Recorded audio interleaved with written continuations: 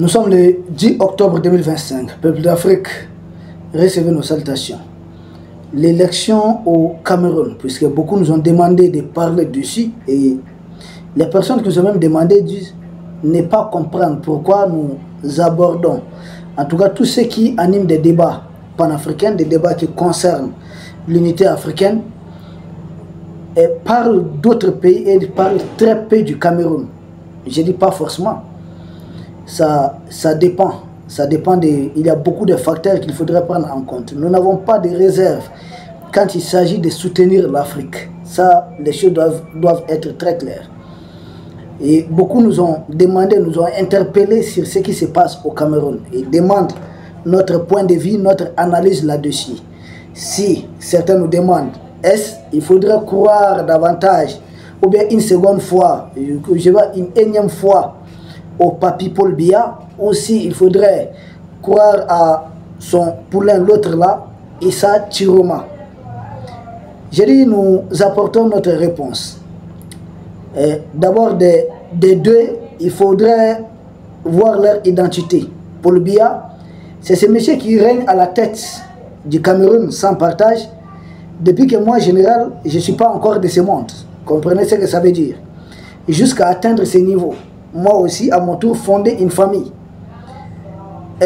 À présent, lui, il est président. Maintenant, la question qu'il faudrait se poser, est-ce que sa longévité au pouvoir, les plus de 40 ans au pouvoir, voire les 43 ans au pouvoir, les 43 ans de règne de Paul Biya, et cela a permis au Cameroun d'atteindre l'autosuffisance alimentaire. Les Camerounais sont bien placés pour avoir la réponse. Si, au bout de 43 ans, on n'a pas pu atteindre l'autosuffisance alimentaire totalement, combien des années restent encore au Papi Paul Biya pour apporter quelque chose aux Camerounais? Si au bout de 43 ans de règne, est-ce le Cameroun, c'est un pays qui n'a plus besoin d'infrastructures, c'est-à-dire partout il y a des routes, partout il y a des chemins de fer et autres, c'est un pays vraiment, parce qu'avec 43 ans quand même au pouvoir, on n'a plus d'excuses. Est-ce le Cameroun est suffisamment nanti de ce qu'on appelle les infrastructures? La réponse, évidemment, vous et moi, nous le savons, nous pensons que c'est non. Et il y a encore des routes qui entendent d'être bitumées, mais au bout de 43 ans, sans sanction, pas d'embargo, rien, qu'est-ce qui a empêché que le Cameroun soit au moins le Singapour d'Afrique, ou Doha même, si on veut dire, je ne sais pas, on va comparer ça à quel pays? Pourquoi le Cameroun n'a pas atteint ce niveau? C'est un autre débat. Au niveau des structures de santé, est-ce que le Cameroun est doté des hôpitaux XXL, de sorte que beaucoup d'autres Africains soient obligés, ou en tout cas sentent les besoins, les désirs d'aller se soigner au Cameroun, comme c'est le cas avec les Marocains, avec les Sud-Africains, parce que beaucoup partent se soigner au Maroc, en Tunisie ou en Afrique du Sud. Mais est-ce le cas avec le Cameroun? La réponse évidemment c'est non. Parce que nous, ce que nous savons, le président camerounais lui-même, Paul Biya, part se soigner en Suisse. Alors, au bout de 40 ans, pourquoi il n'a pas doté le Cameroun d'un hôpital où des Camerounais puissent se soigner tranquillement et d'autres Africains? La réponse, ça c'est vous qui l'avez. Au bout de 40 ans ou 43 ans d'exercice de pouvoir avec le président Paul Biya, est-ce que le Cameroun, c'est le pays où l'indice de développement humain est le plus avancé en Afrique? La réponse, évidemment, c'est non. Pourtant, si constance politique, c'est que nous, on revendique pour les dirigeants de l'AES, c'est-à-dire garder une certaine longévité, parce que nous savons que le guide Kadhafi, au bout de 40 ans de règne au pouvoir en Libye, aucun Libyen n'avait besoin de payer des factures d'électricité ou bien de l'eau, ou payer des location de logement, le loyer de logement, non. Pourquoi ce n'est pas le cas au Cameroun où le président Paul Biya a le plus duré au pouvoir que le guide Kadhafi? On va me dire c'est parce qu'en Kadhafi, en Libye, il y a du pétrole, mais il y a aussi du pétrole au Cameroun. Il y a d'autres ressources stratégiques qu'on trouve au Cameroun qu'on ne va jamais trouver en Libye. Alors pourquoi c'est possible avec la Libye, mais ce n'est pas possible avec le Cameroun? C'est la question qu'il faut se poser. Au bout de 43 ans de pouvoir du président Paul Biya, il faudrait voir le niveau de maturité politique des citoyens camerounais. Aujourd'hui, où est-ce que nous en sommes avec l'éducation même de la jeunesse camerounaise? Et c'est une des jeunesses les mieux éduquées en Afrique, les mieux éveillées, une jeunesse qui vaque tranquillement à ses occupations, ou c'est une jeunesse qui est en train de s'égarer davantage dans des choses interdites, c'est-à-dire l'alcool, stupéfiants et autres. Pas que des choses interdites, mais souvent des choses qui nuisent même à la jeunesse africaine. Est-ce aujourd'hui, avec Paul Biya? C'est non. Maintenant, ce qu'il n'a pas réussi à faire durant les 43 ans de règne, est-ce qu'il peut encore faire quelque chose? Il a aujourd'hui 92 ans. Quand il était vif, il avait la fougue de la jeunesse, ce qu'il n'est pas parvenu à faire, jusqu'à attamer la vieillesse, jusqu'à arriver au stade presque terminal de la vieillesse. Là, c'est vraiment un vieillard. Est-ce qu'il peut encore faire quelque chose? Vous avez la réponse. De l'autre côté, d'aucuns me parlent d'Issa Chiroma. Issa Chiroma, pour moi, c'est du Paul Biya tout simplement. Voilà. Ça peut surprendre beaucoup, ça peut surprendre ses partisans, mais pour moi, c'est du Paul Biya. Issa Chiroma, il est ministre des Transports de Paul Biya de 1992 à 1993. Issa Chiroma est ministre de la Communication, c'est-à-dire au parfum des secrets de la famille présidentielle. Parce que tout ce qu'il doit communiquer au nom du gouvernement Paul Biya, ça doit d'abord être validé à certains endroits. Issa Chiroma est ministre de la Communication, voire porte-parole de Paul Biya de 2009 à 2019, pendant 10 ans. Un très très proche, un confidentiel de Paul Biya. Il est ensuite ministre de l'Emploi, la formation professionnelle.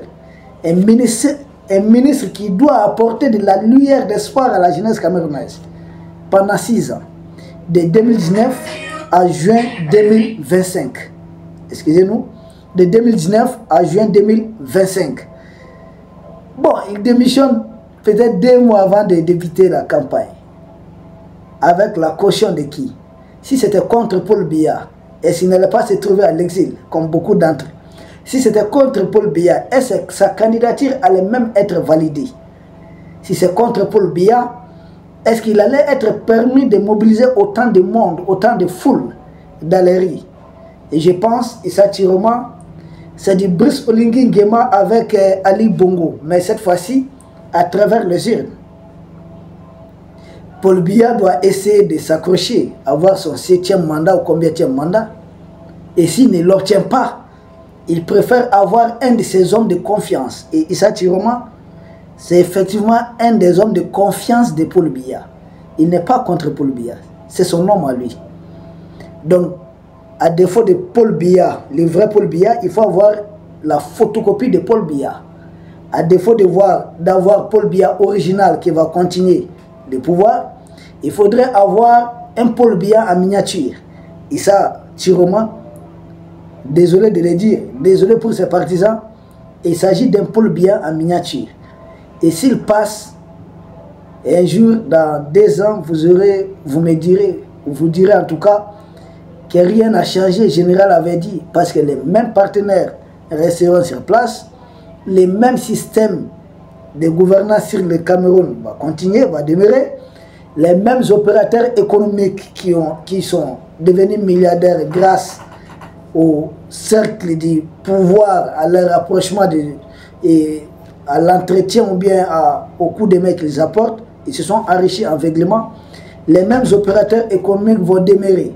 C'est-à-dire les riches actuels vont continuer à être beaucoup plus riches et les pauvres actuels sans doute vont risquer de continuer à être davantage encore pauvres parce que c'est le même système qui va continuer. Avec Issa Chiroma, c'est tout sauf une rupture des systèmes de gouvernance avec Paul Biya. Donc c'est à peu près la même chose. À la seule différence, vous aurez un président quand même moins âgé. Il n'aura pas l'âge de Paul Biya qui a 92 ans, Issa Chiroma a 76 ans. Donc entre les deux, vous avez à peu près 18 ans. Mais 76 ans, on est plus jeune. On est vieux. Maintenant, la question qu'il faudrait se poser, pourquoi au Cameroun, pour être favori à une élection présidentielle, il faut forcément être un vieux? Pourquoi aucun jeune n'a la chance d'être favori? Pourquoi aucun jeune n'a bénéficié d'une réelle communication, jusqu'à pouvoir titiller Paul Biya au niveau électoral. Mais c'est seulement un homme qui a été pendant 33 ans infidèle, un homme du cercle rapproché de Paul Biya. J'ai dit 33 ans. Il est dans les cercles rapprochés, cercles restreints de Paul Biya. Pourquoi c'est lui simplement qui doit se présenter, doit être présenté comme un potentiel successeur de Paul Biya? Vous savez, Paul Biya est déjà vieux, il est très vieux. À tout moment, il peut se passer quelque chose. À tout moment, il peut se passer quelque chose. Si se passe quelque chose, il faudrait que les candidats qui soient les mieux placés soient très fidèles de Paul Biya. Et un très fidèle de Paul Biya, c'est un très fidèle d'Emmanuel Macron. Certains vont me dire, mais Paul Biya n'est pas du tout avec la France. Mais qui vous dit ça? Certains ont pour seul argument, on dit parce qu'il y a la chaîne panafricaine, j'interviens sur Afrique Média, qu'il y a Afrique Média là-bas. Mais Afrique Média, c'est avant tout une chaîne privée. Ce n'est pas une chaîne publique, premièrement. Deuxièmement, dans cette histoire d'Afrique Média, il y a... Faites beaucoup attention. Parce que ceux qui interviennent sur Afrique Média, c'est des gens comme nous. Nous sommes libres. Nous ne répondons pas aux comptes des gouvernements. Ce sont nos frères qui sont là-bas, qui ne répondent pas forcément aux comptes des gouvernements. Donc c'est des gens libres. En quoi vous allez lier ça à Paul Biya? Nous savons souvent, Afrique Média traverse souvent des difficultés. Si c'était une chaîne étatique, elle ne va jamais connaître de telles difficultés. Donc ce n'est pas un argument en tant que tel. C'est qu'il faudrait voir en 43 ans de règne, l'un des principaux outils de domination de la France. C'est d'abord ce qu'on appelle cette histoire de taxes de double imposition. Les pays de l'Est se sont retirés de ça. Est-ce Paul Biya s'est retiré de ça? Jamais, c'est toujours en vigueur. C'est les 11 accords coloniaux. Est-ce qu'il s'en est retiré? Ah non. 43 ans de règne. Il n'a aucun plan pour écraser le franc CFA. Et pourtant, le Cameroun, c'est le leader du franc CFA en Afrique centrale. Oui, c'est la puissance économique du franc CFA au niveau surtout de l'Afrique centrale. Paul Biya ne s'est jamais retiré, donc il a entretenu cet outil. Aujourd'hui, nous encourageons les pays, les dirigeants de l'Est qui n'ont pas encore 5 ans au pouvoir de se retirer. Et je suis convaincu qu'ils ne vont jamais atteindre même 7 ans ou 10 ans au pouvoir sans s'en retirer. Paul Biya, l'un des outils des pays de l'Est avec la francophonie, c'est du bras de fer, ça vous le savez. Mais Paul Biya est très bon disciple de la francophonie. C'est un autre levier géopolitique de la France. Paul Biya, aujourd'hui au Mali, on vient de suspendre par exemple l'enseignement de la leçon sur la fameuse barbarie française qu'ils ont fait appeler Révolution française de 1789. Au Cameroun, les choses continuent belles. Centre culturel français, ça continue belle. Je ne vois aucun levier géopolitique. Le Cameroun, leader en Afrique centrale, devait aussi être en mesure de titiller un peu les leviers géopolitiques, géostratégiques de la France qui constituent les bases militaires. Au Tchad, ça n'a jamais posé problème. Au Gabon, ça n'a jamais posé problème. Et plus grave, il y a encore des coopérants français avec certaines institutions du Cameroun. Là, c'est sérieux. Donc, il n'a jamais touché à un seul levier de domination de la France. Ni la francophonie, ni les taxes abusives de la France, et ni les multinationales en tant que telles. Ils vont parler d'autres. Écoutez, souvent la France offre des marchés à certaines multinationales canadiennes hautes. Ils sont ensemble, c'est le monde occidental. Et vous allez dire que les Français n'ont plus de marché là-bas, mais vous vous trompez. Les marchés sont sous-traités. Aujourd'hui, nous, on a pris, notre exploitant, on a repris des mains de Barrick Gold. Barrick Gold, c'est géant canadien. Mais est-ce que Barrick Gold pouvait avoir les marchés ici sans l'aval de la chaîne française? Ce n'est pas possible. Souvent, c'est ce qu'on nous présente. C'est la nouvelle forme du néocolonialisme. On vous présente, on dit, voici des sociétés sud-africaines, des sociétés canadiennes, des sociétés australiennes. Mais derrière ces sociétés, qu'est-ce que vous avez? Vous avez l'aval de la France. C'est une sous-traitance qui ne dit pas son nom. Ils ont leur intérêt. Et de toutes les façons, tant qu'il y a le système franc-CFA, ça va profiter. Il faut commencer à titiller. Et les organisations de l'Afrique centrale, qui n'ont jamais été réformées, CEDEAO, son équivalent en Afrique centrale, ça continue, c'est toujours vassalisé à la France. Donc Paul Biya, je ne vois pas de rupture du système. Paul Biya, c'est toujours l'influence de la France. Et c'est surtout la porte d'entrée de la France en Afrique centrale. Beaucoup de choses se passent à ce niveau. Au niveau du Gabon, les bases militaires françaises continuent d'être entretenues d'ailleurs. Ça, c'est la barbe du Cameroun. Maintenant, il y a quoi d'autre qu'il faudrait évoquer? Vous le savez aussi bien que moi. Maintenant, il faudrait aussi jeter un coup d'œil dans les projets de campagne de ce qu'avancent les deux hommes, c'est-à-dire Issa Chiroma, Paul Biya. Les autres là, d'accord, mais nous savons l'élection c'est entre les deux. Soit c'est Paul Biya, soit c'est Issa Chiroma. Vous n'êtes candidat à la présidentielle au Cameroun que parce que Paul Biya le veut. Vous savez, moi, la seule chose que j'en veux à ce dirigeant, même à Alassane Dramane Ouattara, c'est de vouloir faire croire aux Africains qui sont des démocrates. La fameuse démocratie n'existe pas dans des zones sous influence de la France. Ce n'est pas possible. Si démocratie est, mais attends, 7 mandats, ou bien combien de mandats, Ouattara 4e mandat, qu'on arrête tout ça, on continue, on met le logiciel de l'Afrique en place. Moi, je ne suis pas quelqu'un qui s'insurge contre la longévité au pouvoir, non. Moi, je m'insurge contre un système. Est-ce, durant votre longévité au pouvoir, votre longévité au pouvoir a profité à l'Afrique ou bien à un pays impérialiste? Ça a profité aux enfants africains ou aux enfants de notre... C'est-à-dire que vous direz au pouvoir ou pas. Vous pouvez régner simplement pendant un mandat et être le plus nuisible pour l'Afrique que celui qui a régné pendant 40 ans. Qu'est-ce que vous avez fait de ce seul mandat? Est-ce que vous avez vendu votre pays, votre peuple? Est-ce que vous l'avez esclavagisé à d'autres peuples? Est-ce que vous avez contribué à piller votre propre pays? Est-ce que vous avez réellement défendu votre pays? Nous, c'est ça qu'on évalue surtout, les résultats. Qu'est-ce que vous avez fait contre le système qui continue de vouloir entretenir des chaînes néocolonialistes contre les Africains? C'est quoi votre apport à ce niveau? Moi, c'est à partir de tels éléments que nous, on évalue un chef d'État. Peu importe la couleur de vos yeux. Ouattara aurait été quelqu'un qui fait le bonheur de l'Afrique. Moi, j'allais dire, 4 mandats, c'est très peu. Vas-y, continue. Tant que c'est l'Afrique qui gagne. Histoire de mandats autres là, c'est autre réflexion impérialiste des Occidentaux. Moi, je n'entre pas dans ça. Essayez de se montrer bon disciple de leurs leçons. Avaler tout ce qu'ils vous font avaler. C'est quoi le mandat? Au début du progrès au niveau du monde occidental, des gens se sont éternisés au pouvoir. Ah oui, des gens se sont éternisés au pouvoir. Mais c'était pour le bien-être, pour les intérêts de leur pays. Maintenant, est-ce ici en Afrique, les gens s'éternisent au pouvoir pour le bonheur des Africains ou le bonheur de notre peuple? C'est la question qu'il faut se poser. Maintenant, histoire de dire que les candidats là promettent d'aider la jeunesse, si la jeunesse y croit, excusez-moi, mais ce n'est rien comprendre de ce qui se passe. Comment quelqu'un qui est aux affaires, et ça tu remarques à peu près 30 ans ministre ou bien en tout cas dans les affaires, Paul Biya plus de 40 ans, comment quelqu'un qui n'a rien pu faire pour toi pendant ces temps? Vous savez, il y a un proverbe américain qui dit ni tout grand moroko s'entend, n'a ma fait nyaye. Vous suivez quelqu'un, vous soumettez à une personne pendant 10 ans, la personne ne vous apporte rien de bien. Vous pouvez abandonner, vous éloigner, prendre vos distances de cette même personne pendant 10 ans.